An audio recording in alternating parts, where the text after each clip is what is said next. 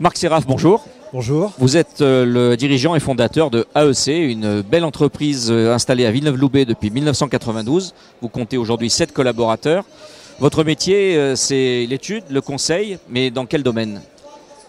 Alors les principaux clients, on va dire, qu'on adresse sont les collectivités locales, les architectes, les bureaux d'études, tous les gens qui conçoivent et qui imaginent, on va dire, la ville de demain. Et donc notre cœur de métier se situe dans le fait de réaliser avec eux leurs projets en maquette numérique 3D, aussi bien dans la phase de conception que dans la phase de réalisation. Et l'ambition est également d'amener cette maquette à l'exploitation et à la vie du bâtiment dans sa globalité. Alors vous êtes aujourd'hui exposant sur le salon Innovative City qui se déroule à Nice. C'est vrai que ce que vous présentez est vraiment impressionnant. On peut se balader avec un masque sur les yeux, pratiquement à l'intérieur d'un bâtiment qui est encore virtuel. Pour par exemple un architecte ou des services techniques, ça permet de placer avec une grande précision là où vont passer les courants électriques, les conduites d'eau. C'est une avancée qui a complètement effacé aujourd'hui les bons vieux plans d'architectes? Alors non, pas du tout. Je crois qu'il ne faut pas perdre de vue l'essentiel. Dans l'acte de construire, l'important c'est de construire. Après, et de bien construire.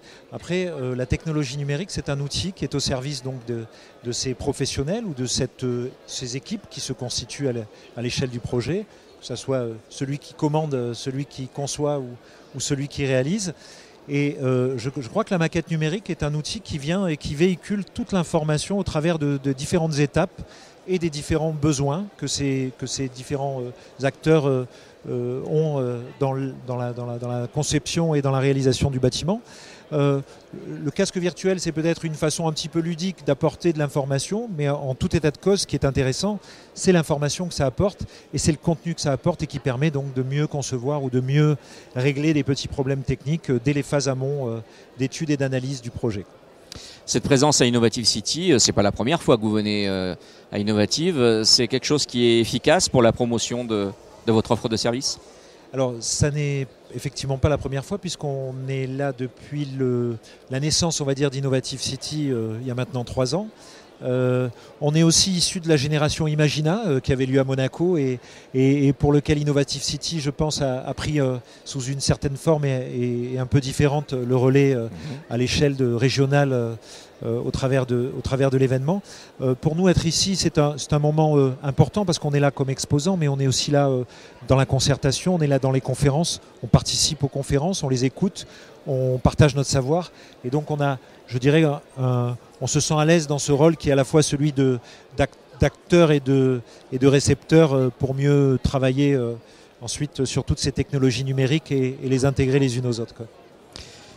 Plus globalement, quels sont vos objectifs pour AEC cette année? C'est une question pertinente. Aujourd'hui, on a plus des objectifs on va dire de reconstruction d'un nouveau modèle qui est basé sur ces maquettes numériques auprès de nos clients, des acteurs qu'on a l'habitude de côtoyer depuis maintenant plus de 25 ans.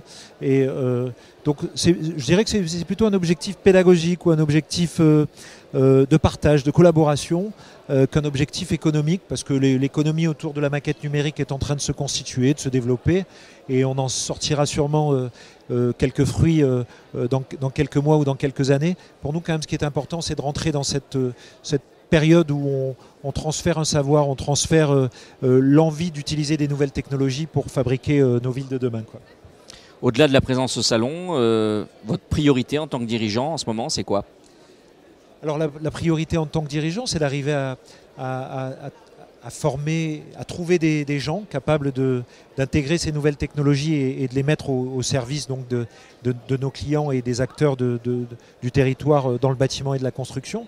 C'est aussi on va dire de s'intéresser aussi aux filières et de regarder comment ces filières permettent de former ou de compléter les formations pour qu'on arrive avec des jeunes qui maîtrisent parfaitement ces technologies-là. Mais comme vous l'avez dit tout à l'heure, c'est à la fois impressionnant, mais c'est aussi les technologies qu'on retrouve dans le salon, dans les jeux vidéo et dans l'univers de nos enfants ou de nos chères têtes blondes. La nouvelle génération va se balader dedans, voilà, sans aucune difficulté. Voilà, donc je n'ai pas beaucoup d'inquiétude sur le fait que que l'avenir nous réserve la possibilité de trouver des gens compétents à la fois dans les métiers et en même temps dans les technologies. Et puis à nous de faire le lien et d'assurer, on va dire, un certain passage de relais pour que ces gens-là prennent, on va dire, le devant et le devant de la scène, quoi, tout simplement. Alors il y a des élections également cette année à la Chambre de commerce. En tant que dirigeant d'une entreprise, vous allez avoir vous aussi à désigner vos représentants au sein de la CCI. Vous allez voter, pourquoi? Alors je ne sais pas vous répondre si je vais voter ou pas parce que j'avoue que quand on est le nez dans le guidon en permanence, on n'a pas toujours en tête des repères sur ces élections qui sont des élections qui touchent quand même à l'organisation et au fonctionnement on va dire, du commerce et de l'industrie sur le territoire. J'ai presque envie de vous dire, parce que vous m'en avez parlé, oui, je vais faire l'effort d'aller voter. Et en tout cas, je vais faire surtout l'effort d'aller m'intéresser pour savoir quels sont les programmes et quels sont les candidats. Parce que là, j'avoue que de ce côté-là, je ne suis pas non plus un grand spécialiste. Vous aurez le temps d'ici le 20 octobre, qui sera la date de début de la période du scrutin. Eh bien, merci beaucoup, Marc Séraph. Merci de votre accueil.